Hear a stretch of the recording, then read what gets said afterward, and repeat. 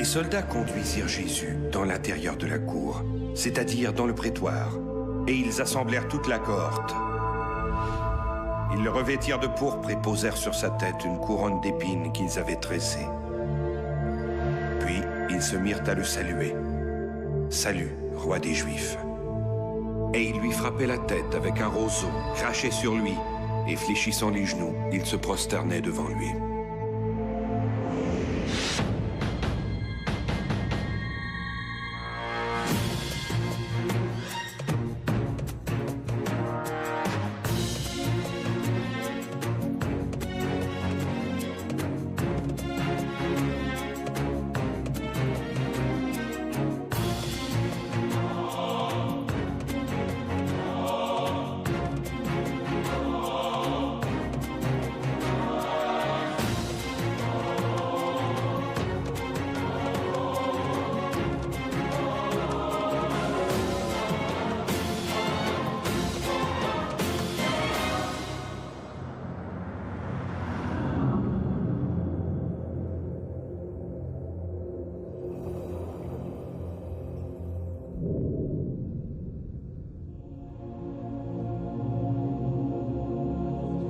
Pour condamner Jésus, les grands prêtres affirmaient que celui-ci prétendait être le roi des Juifs. Aussi, tant Hérode que Pilate ont tenté de lui faire avouer ce crime au motif de sa condamnation. Pour insister sur cette accusation, les soldats romains l'ont affublé d'un vêtement pourpre et couronné d'épines. Après la croix, la couronne d'épines du Christ devint l'un des plus populaires symboles de la chrétienté. Qu'est-il advenu de cet objet de dérision, devenu relique de ralliement des croyants ?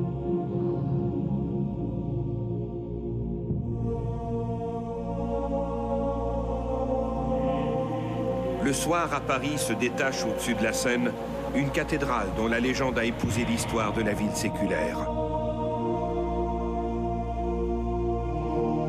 Notre-Dame de Paris est probablement la cathédrale dont la silhouette est la plus connue au monde. Elle a été immortalisée par Victor Hugo, mais son histoire est encore plus fantastique que l'histoire qu'elle a inspirée au célèbre poète. Depuis son érection débutée en 1163, Notre-Dame de Paris a été le lieu de ralliement lors des grands moments charnières de l'histoire.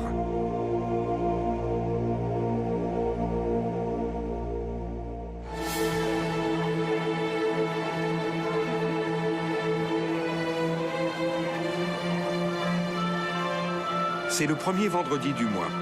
Et comme à chaque mois, il règne dans la cathédrale Notre-Dame de Paris une fébrilité inhabituelle.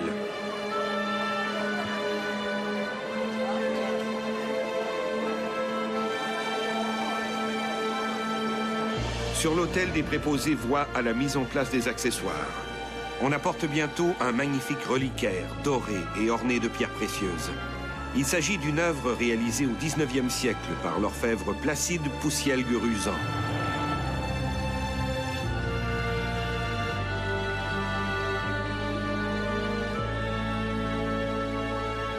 L'objet, qui rappelle vaguement une coupe, est supporté par 3 personnages assis sur des trônes. Il y a là Sainte Hélène, mère de Constantin, et aussi en quelque sorte la mère de toutes les reliques du Christ, le roi Baudouin II, dernier empereur latin de Constantinople, et enfin le roi Louis IX, dit Saint-Louis. Le roi des Francs tient d'ailleurs dans ses mains la couronne d'épines. Parce que, aussi surprenant que cela puisse paraître, ce précieux reliquaire est celui de la Sainte Couronne, celle-là même qu'aurait porté le Christ sur le chemin du Golgotha. À gauche de ce reliquaire qui domine l'autel, 2 plus petits reliquaires, l'un contenant un clou de la Passion et l'autre un morceau de la vraie croix. À 15 h, la cathédrale Notre-Dame vibre aux échos des Gloria et des Alléluia. C'est le début de la cérémonie de la vénération des saintes reliques. Sur l'autel, des hommes vêtus de longues capes blanches s'avancent lentement. Leur manteau est orné de 5 croix rouges, une grande et 4 plus petites placées entre les branches. Ces croix symbolisent les 5 plaies du Christ. 2 dans les poignets, 2 dans les pieds et une autre au côté. Ces dignitaires représentent la confrérie de l'ordre des chevaliers du Saint-Sépulcre, un ordre chevaleresque remontant aux croisades. Enfin, au milieu d'eux, un prêtre s'approche et débute la célébration liturgique. Malgré la ferveur des fidèles, on sent bien une certaine hâte. L'anticipation de ce moment pour lequel ils sont tous là réunis. Puis enfin, un chevalier apporte un coussin rouge sur lequel on a placé la couronne d'épines.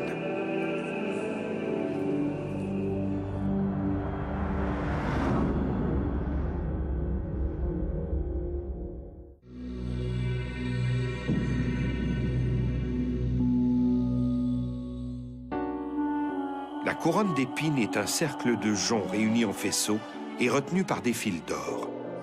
Elle est conservée dans un cylindre de cristal de roche richement décoré. Ce cylindre est lui-même gardé dans un autre reliquaire circulaire, celui-là en bronze serti de pierres précieuses. Ce remarquable ensemble est à présent exhibé dans le trésor de la cathédrale Notre-Dame de Paris, où pour quelques euros, tous les visiteurs peuvent le contempler. Au premier coup d'œil, on est frappé par l'absence d'épines sur la couronne. Un détail plutôt paradoxal pour cette relique. D'où vient-elle? Est-elle la véritable couronne d'épines décrite par les évangiles? Donc on a effectivement des empreintes des plantes qui ont été mises dans le linceul de Turin au moment de l'embaumement. Et on a également, semble-t-il, des empreintes des instruments de la Passion. Et ça, on sait que c'était souvent l'usage également de mettre ces objets-là. Et il y a une couronne.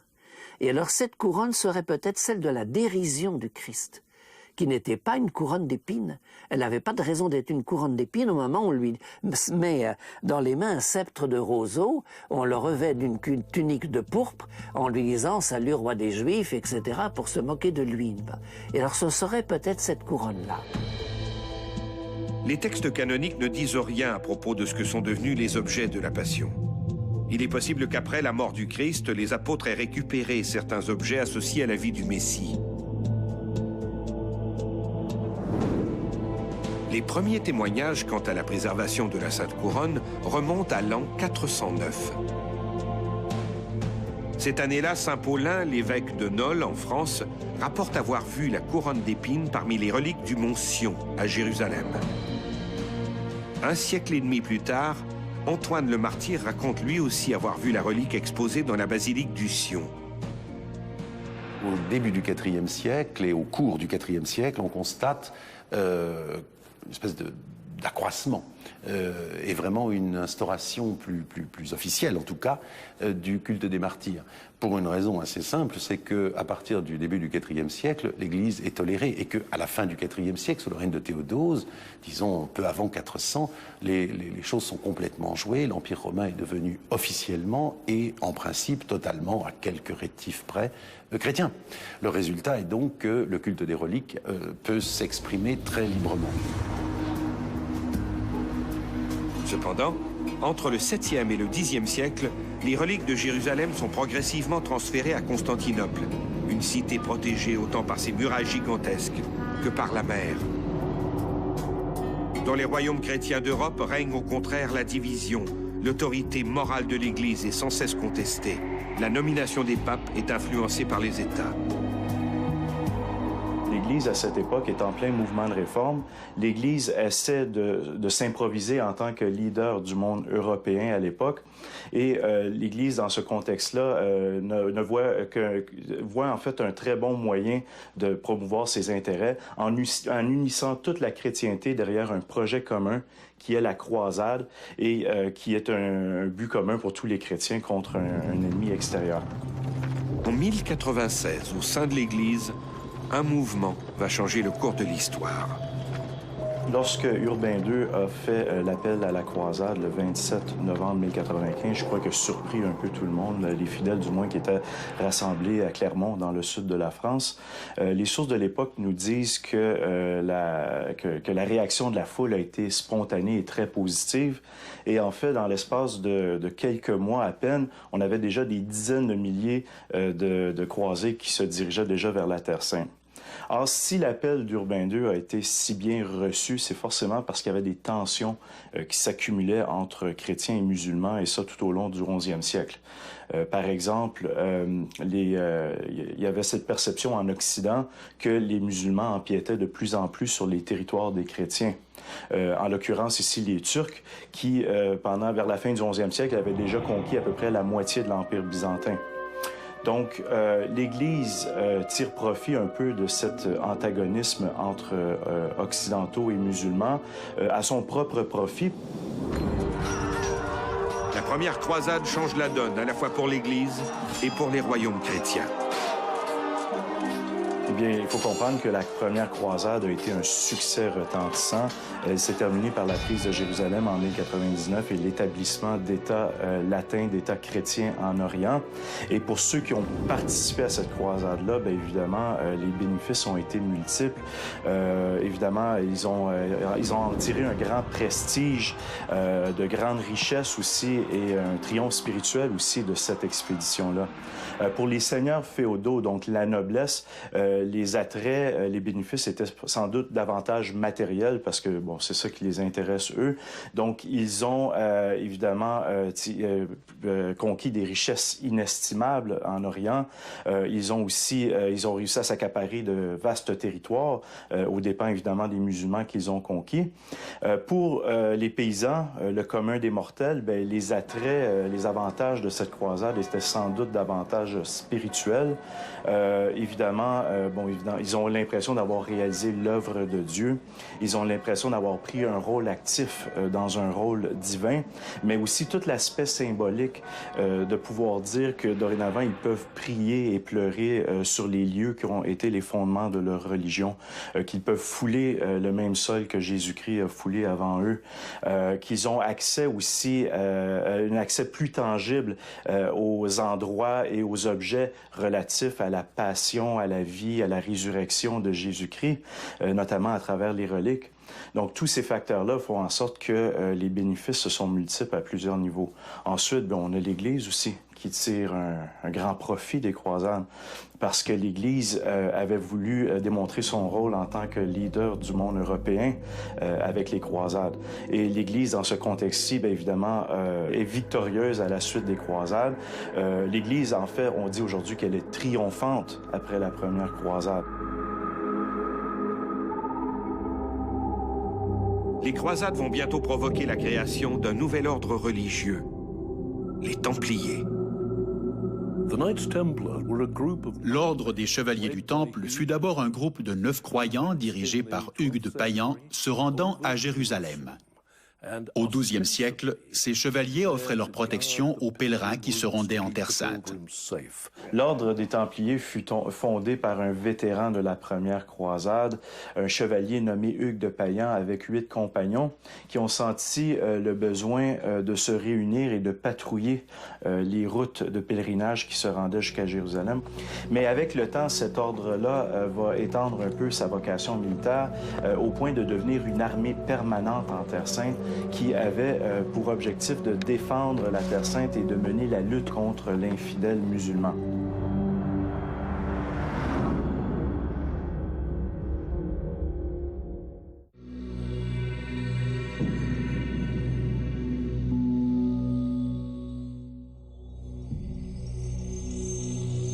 En 1202, le pape Innocent III en appelle d'une 4e croisade contre les infidèles, mais sous des augures beaucoup moins favorables. La 4e croisade est en quelque sorte le mouton noir des 8 croisades officielles des 12e et 13e siècles. Ce qu'il faut comprendre, c'est que dans son idéal premier, une croisade doit être menée contre des musulmans ou des ennemis de la foi chrétienne. Et en théorie, en aucun cas, elle ne doit verser le sang d'autres chrétiens. Or, c'est justement ce que va faire la 4e croisade. Elle va verser le sang de d'autres chrétiens. Les croisés devaient voyager par bateau pour d'abord se rendre sur les côtes égyptiennes, d'où ils partaient pour marcher jusqu'à Jérusalem. Ils s'embarquaient donc d'abord à Venise, puisque seuls les Vénitiens possédaient une flotte suffisante de navires. Mais les croisés n'avaient pas suffisamment d'argent pour payer vivres et navires. Un prince de Constantinople, voulant rétablir son père sur le trône, proposa aux croisés beaucoup d'or en échange de leur soutien militaire. Cette offre divisa les croisés, mais finalement, pour pouvoir rembourser les Vénitiens, les croisés firent voile jusqu'à Constantinople, où effectivement, ils renversèrent l'usurpateur et rétablirent le père du prince sur le trône. Sauf que lorsque le prince devient empereur, il est assassiné à son tour par un autre prétendant impérial. Et ce nouvel empereur, cet usurpateur, fait part aux croisés dit aux croisés qu'il n'a pas l'intention de respecter les engagements de son prédécesseur, donc ils ne leur donneront pas la récompense que son prédécesseur avait promis. Donc les croisés, fâchés, frustrés, et en raison d'un concours de circonstances, finalement décident d'aller se servir eux-mêmes, vont attaquer la ville de Constantinople et le 12 avril 1204, l'inimaginable se produit. La ville de Constantinople, elle est capturée par les croisés et évidemment, ça va être un événement qui va être lourd de conséquences pour bien les années à venir. En 1204, Constantinople, la ville jamais conquise en 1000 ans, tombe. Il faut comprendre que Constantinople était une ville merveilleuse au Moyen Âge, une ville onirique, une des plus grandes villes du monde chrétien qui regorgeait de richesses et de merveilles de toutes sortes, mais qui regorgeait aussi de reliques. Ces reliques-là, en fait, la tradition des reliques à Constantinople remontait à Sainte Hélène, qui était en fait la mère de l'empereur Constantin, celui qui avait fondé Constantinople. Et les reliques qu'elle avait trouvées de son vivant, la plupart avaient été logées dans la ville de Constantinople. Puis au fil des siècles, on continue à accumuler les reliques et à trouver des reliques et à les transférer à Constantinople, étant donné la présence continue de l'Empire byzantin en Orient. Or, ces reliques-là s'accumulent de façon exponentielle au fil des siècles, essentiellement parce que la ville de Constantinople demeure inviolée pendant presque 1000 ans. Pendant presque 1000 ans, la ville de Constantinople n'est jamais conquise par une armée étrangère en raison d'un système de défense exemplaire qui fait en sorte que, évidemment, la ville n'est jamais dépouillée de ses richesses. Or, lorsque les croisés capturent Constantinople en 1204, je crois qu'ils ont été aussi surpris que les Byzantins. En fait, l'inimaginable venait de se produire, mais assez rapidement, la surprise fait place aux réalités de la guerre. Les sources de l'époque nous racontent, nous disent qu'il y a eu des atrocités qui ont été commises lors du saccage de la ville de Constantinople, massacre des habitants, viol des habitants, la ville est pillée de ses richesses, profanation des églises, mais pire encore, profanation des reliques qui se trouvaient à l'intérieur des palais impériaux et à l'intérieur des principales églises de la ville. Les Templiers, cette riche et puissante milice religieuse, se sont rangés derrière leurs alliés latins.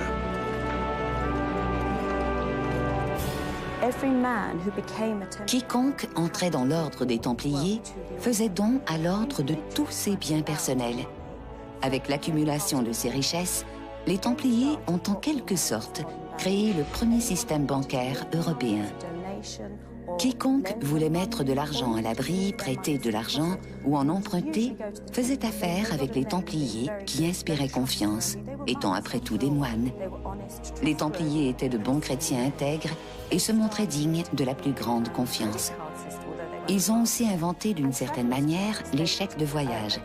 Un pèlerin pouvait par exemple déposer des fonds auprès des Templiers en France, se rendre à un avant-poste templier près de Jérusalem et y retirer une somme équivalente en présentant simplement un billet contenant un code secret connu seulement des chevaliers du Temple. Puisque l'Église était alors très riche, même le pape déposait des sommes importantes chez les Templiers. L'ordre du Temple contrôlait donc des sommes fabuleuses dans toute l'Europe. Qui dit richesse dit puissance. Or, leur puissance va devenir telle en Europe que les Templiers vont commencer à inquiéter certains souverains occidentaux parce que leur pouvoir semblait rivaliser avec le leur. La fortune de cet ordre n'est rien face au trésor de la foi qui s'offre bientôt à eux.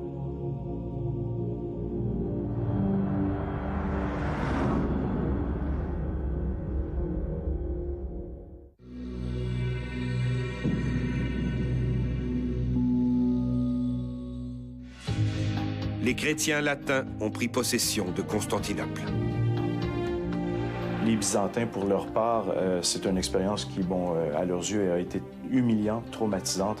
Et même encore aujourd'hui, dans le monde orthodoxe, la quatrième croisade évoque encore un vif ressentiment en raison des crimes et des horreurs qui ont été commises.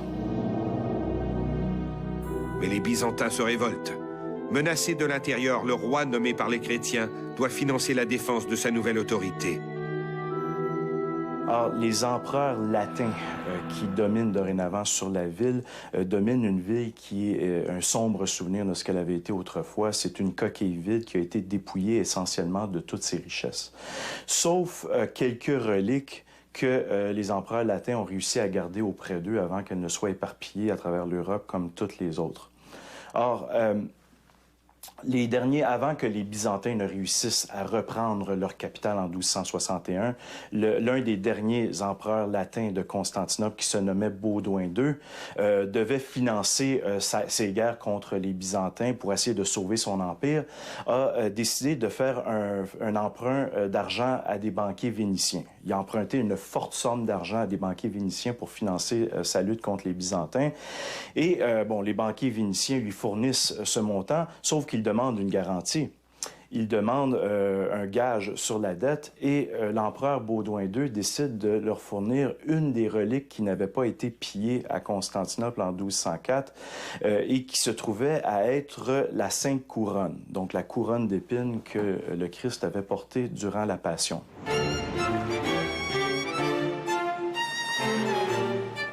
Venise, la cité des Doges, se trouve sur une lagune donnant sur la mer Adriatique. La ville est l'une des plus visitées d'Europe. En fait, les touristes y sont si nombreux qu'il est difficile de circuler le long de ces canaux ou sur la célèbre place Saint-Marc. Rien n'y a pratiquement changé depuis les croisades. Venise la Sérénissime était alors puissante et riche. Sur la grande place Saint-Marc, face au palais des Doges, ambassadeurs et négociants transigeaient des fortunes. Le rôle de ces banquiers allait, le 4 septembre 1238, jouer un rôle dans l'échange d'un objet de très grande valeur. La Sainte Couronne. La couronne d'épines est donc transférée de la chapelle palatine du phare de Constantinople au palais des Doges à Venise. Mais la couronne n'arrivera pas seule. Le roi de France, Louis IX, également connu sous le surnom de Saint-Louis, décide qu'il veut se faire l'acquéreur de cette sainte relique. Donc, il approche l'empereur Baudouin II et les Vénitiens et signifie son intérêt d'acheter la relique pour une forte somme, l'équivalent d'environ 13 000 pièces d'or. Donc, finalement, on s'entend sur la somme et en 1239, la Sainte Couronne est rapportée à Paris, où elle fait une entrée solennelle avec le roi et quelques proches de la famille royale. En 1239, Saint-Louis, pieds nus, dépose la Sainte Couronne sur le parvis de Notre-Dame. Les actes de dévotion du roi sont bien connus de tous ses sujets. Né en 1214 à Poissy, Louis IX est le fils de Louis VIII, dit Louis le Lion, et de Blanche de Castille, couple royal à la piété légendaire. Saint-Louis est probablement l'un des grands rois de France du Moyen-Âge, il n'est pas le seul, et il a eu les honneurs de la sainteté pour un certain nombre de raisons. Sa piété personnelle n'est évidemment pas à mettre en cause, et dans la mesure où il a été vraiment ce qu'on peut appeler un roi très chrétien, les reliques avaient pour lui une importance fondamentale. Il a régné longtemps, Saint-Louis. Il a régné presque 44 ans, de 1226 à 1270. Et tout au long de ces longues années de règne, il a fait une quasi-obsession du salut de son âme, de faire des actes de piété et aussi de se montrer comme étant le souverain chrétien par excellence. Et pour ce faire, Saint-Louis a fait plusieurs actes de dévotion. Puis bon, les exemples sont multiples. Par exemple, les dimanches, Saint-Louis descendait à tous les dimanches dans les rues de Paris pour laver les pieds des lépreux, donc acte de dévotion important à l'époque. Il a dirigé 2 croisades, donc ce que nous on connaît aujourd'hui comme étant les 7e et 8e croisades. Et autre acte de piété que fait Saint-Louis, c'est qu'il commence aussi à acheter des reliques. Et il achète beaucoup de reliques, qui à l'époque étaient vues comme un acte de dévotion. Louis IX est aussi un roi bâtisseur. Il aime le travail dans la fraternité des chantiers qu'il visite régulièrement.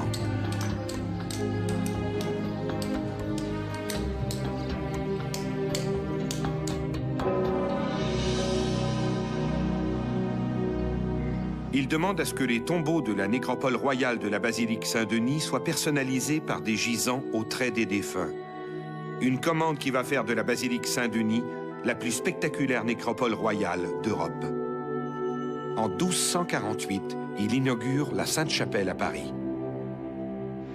Une église qui se veut en quelque sorte un reliquaire géant, un repositoire uniquement dédié à cette relique, puis bon, à quelques autres reliques aussi qu'il va acquérir au fil des années. Et évidemment, cette église-là, elle prend le nom de Sainte-Chapelle. Elle est construite sur l'île de la Cité à Paris, se trouve à quelques pas à peine de la cathédrale Notre-Dame. Et la Sainte Couronne va rester dans la Sainte-Chapelle jusqu'à la Révolution française. Les reliques acquises par Saint-Louis vont donc rester à la Sainte-Chapelle, enfermées d'ailleurs dans ce qu'on appelle la grande châsse de la Sainte-Chapelle, qui, au-dessus de l'autel, sur une tribune, exaltait dans un immense reliquaire, une grande vitrine en quelque sorte, qu'on ouvrait de temps en temps pour montrer l'intérieur, jusqu'à la Révolution. En fait, juste avant la Révolution, Louis XVI avait déjà un tout petit peu, non pas menacé l'existence des reliques, mais menacé l'existence de la Sainte-Chapelle elle-même, qui coûtait fort cher en entretien, et le roi avait déjà soutenu l'idée, éventuellement, de transporter toutes les reliques à Saint-Denis. Mais la couronne d'épines qu'a rapportée Saint-Louis à Paris ne porte aucune épine. Curieux pour une telle relique du Christ. L'absence d'épines de la Sainte Couronne est généralement attribuée à la grande générosité du roi de France. Le souverain aurait fait don de tellement d'épines de la Sainte Couronne que la relique en a été totalement dépouillée. J'ai essayé de retrouver quelques-unes d'entre elles. La plus célèbre, à cause d'un miracle qui lui fut attribué en 1626, avait été cédée à l'abbaye de Port-Royal des Champs, près de Paris. Mais aujourd'hui, de l'abbaye, il ne reste à peu près rien. Et on ignore ce qui est advenu de l'épine miraculeuse. Une seconde épine est à Toulouse. La basilique Saint-Cernin se dresse au cœur des vieux quartiers de Toulouse. Construite entre le XIVe et le XVIe siècle, elle est la plus célèbre, la plus vaste et la plus belle église romane de tout le midi de la France. Derrière le maître-autel, les fidèles accèdent à un déambulatoire. Ce passage en demi-cercle situé tout au bout de l'église est si caractéristique de l'art roman. Nous entrons ici dans le tour des corps saints, par la porte même qu'empruntaient les pèlerins à l'époque médiévale. Et effectivement, dans ce tour des corps saints, nous avons des reliques de beaucoup de saints qui étaient vénérés au Moyen-Âge et deux cryptes où sont conservés les corps les plus saints et qui est le sanctuaire de la basilique. Mais pourquoi Saint-Cernin ? Saint-Cernin, c'est le nom de Saint-Saturnin en langue occitane, Sansarni, et cette église a été construite pour vénérer le corps de Saint-Cernin, premier évêque de Toulouse, qui a été martyrisé vers l'an 250, à l'époque de l'empereur Dèce. L'un des murs du déambulatoire accueille de nombreux reliquaires. Sur le mur opposé aux chasses, des portes donnent accès aux cryptes. C'est aujourd'hui la plus grande église romane de la chrétienté et elle a été construite à la fin du XIe siècle pour accueillir les foules de pèlerins qui augmentaient puisque Toulouse est sur une des voies qui mènent à Compostelle, la voie d'Arles, qui prend le nom de Via Tolosana, la route toulousaine. Et les pèlerins étaient extrêmement nombreux à venir vénérer Saint-Cernin et tous les corps saints et toutes les reliques qui étaient conservées ici. On ne peut pas comprendre d'ailleurs la foi médiévale sans comprendre le sens du pèlerinage, le sens du culte des saints qui était vraiment au cœur de la foi de nos pères. C'est là que se trouvent les trésors les plus précieux de la basilique. Les visiteurs peuvent y contempler un magnifique reliquaire de la vraie croix, une œuvre en cuivre émaillé datant du XIIe siècle, et enfin un reliquaire contenant l'une des épines de la Sainte Couronne.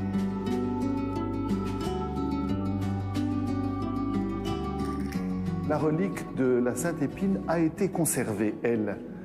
Et au XIXe siècle, on a commandé à des orfèvres toulousains un nouveau reliquaire pour honorer cette relique insigne. Et ce reliquaire, vous le voyez, est représenté sous la forme d'une tour, un dôme en bronze doré et en cristal, qui abrite un autre reliquaire en argent, qui, lui, a été fait par un des grands orfèvres toulousains, Samson, au XIXe siècle donc. À l'intérieur, une petite ampoule en or et en cristal conserve donc cette relique de la Sainte Épine. La relique est un don d'Alphonse de Poitiers, dernier comte de Toulouse, qu'il obtint de son frère, le roi Louis IX, dit Saint-Louis, en 1251. La Sainte Épine, protégée par un tube de cristal, a été placée dans un reliquaire représentant un petit temple encadré par 2 anges adolescents portant la Sainte Lance et la Sainte Éponge. Ce reliquaire a plus tard été placé dans une plus grande châsse de forme octogonale en cuivre doré, ouvrage de Poussiel-Gueruzan. Mais pendant la Révolution française, on a non seulement perdu beaucoup de ce qui était conservé comme relique, mais surtout on a détruit des quantités d'œuvres d'art qui étaient essentiellement des reliquaires, des statues, des objets liturgiques qu'on a fondus pour leur valeur d'or ou d'argent. Le trésor de Saint-Cernin pouvait rivaliser avec celui de Venise aujourd'hui, si vous voulez.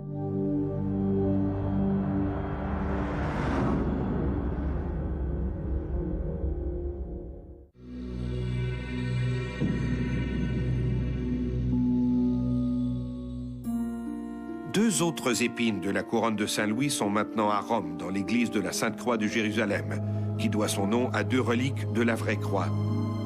Mais la chapelle des reliques ne contient pas que des fragments de la croix. Il y a aussi un morceau du pilier de la flagellation, un clou de la Passion, et enfin, 2 épines de la Sainte Couronne.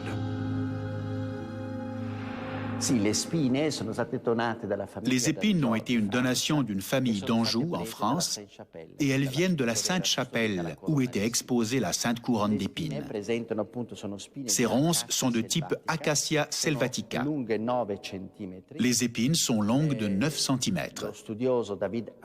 Le chercheur David Avinoam, un Hébreu spécialiste de la botanique et des sciences naturelles, affirme que ce sont des épines très dures, très résistantes et flexibles, abondantes sur le territoire d'Israël. Elles poussaient partout.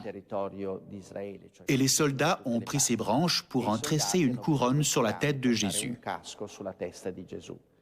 Certaines de ces épines pouvaient pénétrer partiellement dans la tête, et s'il y avait une plaie ouverte, elles pouvaient même s'y loger entièrement.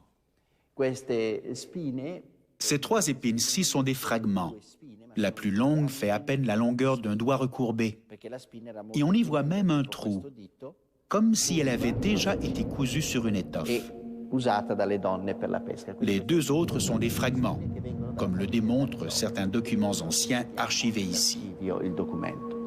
Nous ignorons les circonstances exactes entourant l'acquisition de ces saintes épines. Elles sont toutefois identiques à celles de la basilique Saint-Cernin de Toulouse en France. Et la tradition les associe sans réserve à la couronne d'épines rachetée par Saint-Louis en 1239. D'autres épines de la Sainte Couronne seraient conservées dans la cathédrale d'Oviedo, ainsi que dans la cathédrale de Barcelone, en Espagne. La Sainte Couronne de Paris et ses nombreuses épines dispersées aux 4 coins de l'Europe sont-elles d'authentiques reliques de la Passion? Difficile à dire. Les plus vénérables reliques sont bien évidemment les reliques de la Passion, comme la croix, les clous, la lance, la couronne d'épines ou encore les vêtements funéraires. Viennent ensuite les reliques liées à la vie du Christ, sa tunique, ses langes, des morceaux de la crèche. Au 3e rang viennent les reliques de la Sainte Famille et des apôtres. Puis enfin, les reliques des saints et des martyrs.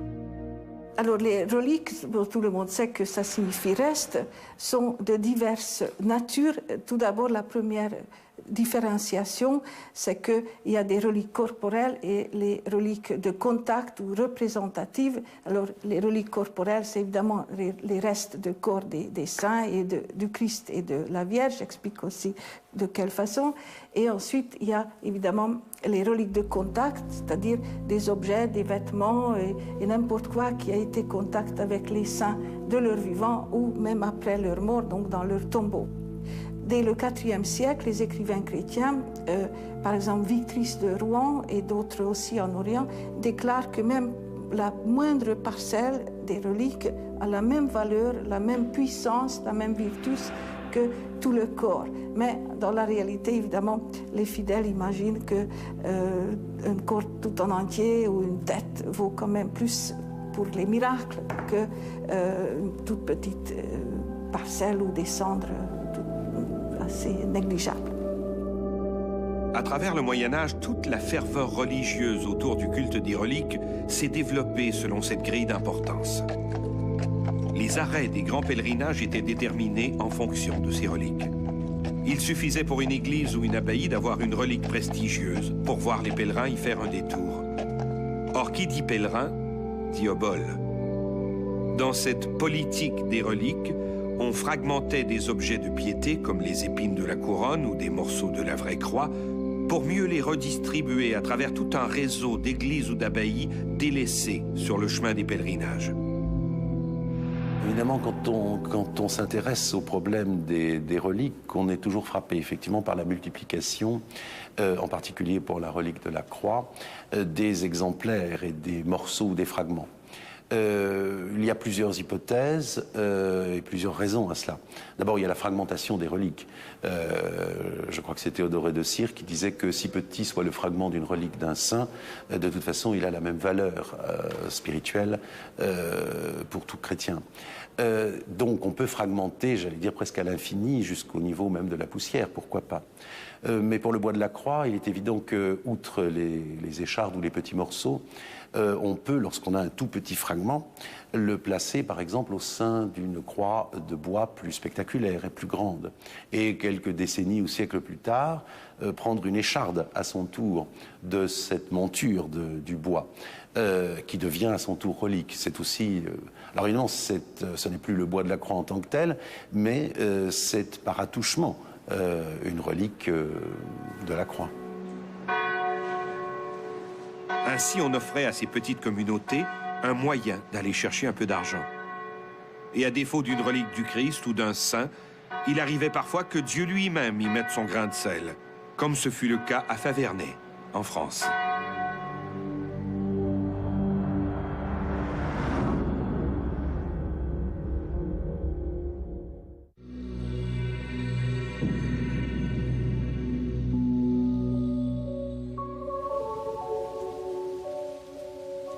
Au nord-ouest de Vesoul, dans le département de la Haute-Saône, se trouve la commune de Faverney. Au XVIIe siècle, une épidémie de sorcellerie s'est développée dans la région.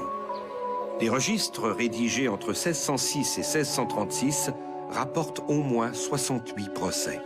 Durant cette période, on estime qu'au moins une centaine de personnes, surtout des femmes, ont été condamnées à mort pour sorcellerie. Une paysanne de Faverney, Bénigne Cordier, a été condamnée au bûcher pour avoir pactisé avec le diable.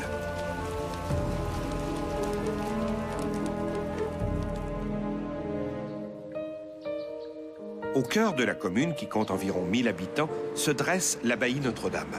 Ses origines se perdent dans l'histoire. C'est entre ces murs que s'est produit le miracle de la Sainte Hostie. En 1608, la vie religieuse à l'abbaye n'est plus ce qu'elle était. L'endroit ne compte plus que 6 religieux et 2 novices, dont l'un, le frère Antoine Hudelot, n'est âgé que de 15 ans. Comme chaque veille de Pentecôte, depuis 4 ans, le sacristain s'affaire en ce 24 mai dans l'église abbatiale Notre-Dame-la-Blanche. Pour éclairer la nuit entière, il place sur le bord de l'autel 2 lampes portées par 2 chandeliers. Quelques heures plus tôt, au vêpres, le prieur a enfermé à l'intérieur du tabernacle un ostensoir d'argent contenant 2 hosties consacrées. Au milieu de la nuit, le feu embrase la chapelle. La table qui servait d'autel est brûlée aux 2 tiers, le tabernacle dévoré par les flammes. Arrivés en hâte, les moines cherchent l'ostensoir sur les dalles parmi les cendres. Mais où se trouve-t-il donc? Soudain, le jeune Hudelot s'écrie « Il est là !» L'adolescent pointe du doigt l'ostensoir qui flotte littéralement à 2,5 mètres du sol, sans aucun support. De la pure lévitation. Chacun admire le prodige. Pour l'officialiser, on fait appeler les Capucins de Vesoul à 3 lieues de là, et on avertit l'archevêque de Besançon. Déjà, les habitants de Faverney et des bourgs voisins envahissent l'église, contemplent et prient. Pendant la journée du lundi, la nuit suivante et le lendemain, les processions se succèdent. Le mardi 27 mai, alors que se tient une messe, les fidèles voient l'ostensoir, qui flotte toujours à 2,5 mètres du sol, légèrement incliné, se redresser et descendre doucement sur le corporal déposé sur le sol. Le miracle prend fin. Il aura duré 33 heures.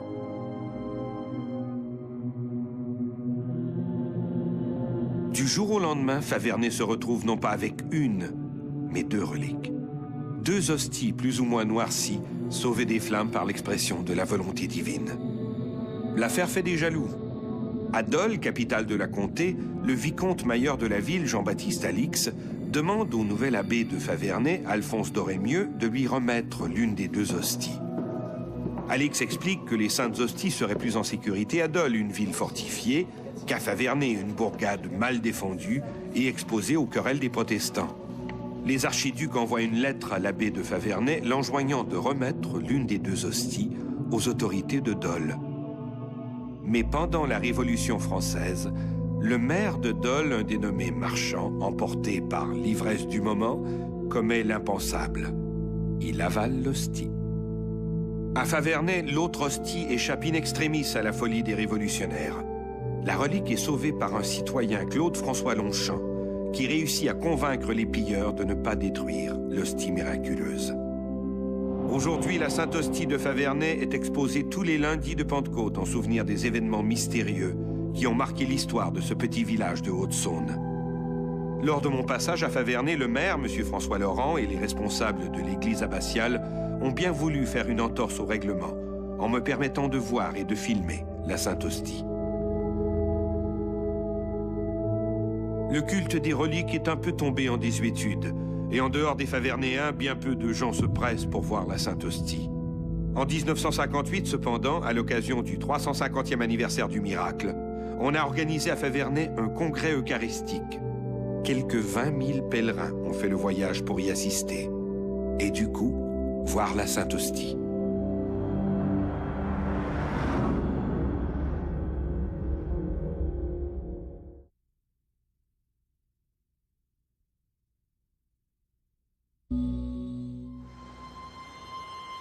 Au premier niveau, lorsque l'on pense au culte des reliques, qu'il s'agisse de la Sainte Couronne de Paris, des épines de la basilique de la Sainte-Croix de Jérusalem ou de la Sainte Hostie de Faverney, on a l'impression que le Moyen-Âge n'a été qu'une exploitation mercantile de la foi. C'est un raccourci dangereux. Il y a un point très important, très particulier de la théologie chrétienne. La pensée du christianisme, très tôt, insiste sur la résurrection des corps. La chair, la matière, qui était méprisée par les philosophies orientales, a désormais un rôle dans la religion chrétienne. Et c'est pourquoi les chrétiens essaient de conserver des restes, des parties du corps, des os en particulier, des saints, des personnes qu'ils utilisent comme intercesseurs auprès de Dieu, puisqu'ils ont vécu d'une façon héroïque les enseignements du Christ. Et ils ont, ces chrétiens, dans leur piété, est-ce que c'est une piété populaire? Je ne crois pas, puisqu'il y a des très grands savants, des très grands rois qui s'intéressent aussi aux reliques. Ils concentrent toute leur spiritualité, toute leur piété sur le culte de ces reliques. Bien sûr, c'est un moyen pour arriver à Dieu, au Christ, mais à partir de ces éléments corporels des gens qu'ils admirent comme saints. Cette ferveur qui guidait les pèlerins sur le chemin des reliques est la même qui a donné au monde occidental ses plus grands chefs-d'œuvre artistiques. La ferveur religieuse a été l'une des plus puissantes locomotives de l'art sous toutes ses formes. Sur le chemin des reliques, j'ai visité des églises, des basiliques et des cathédrales somptueusement décorées pour être des écrins dignes d'une couronne d'épines du Christ, ou d'un morceau de la vraie croix.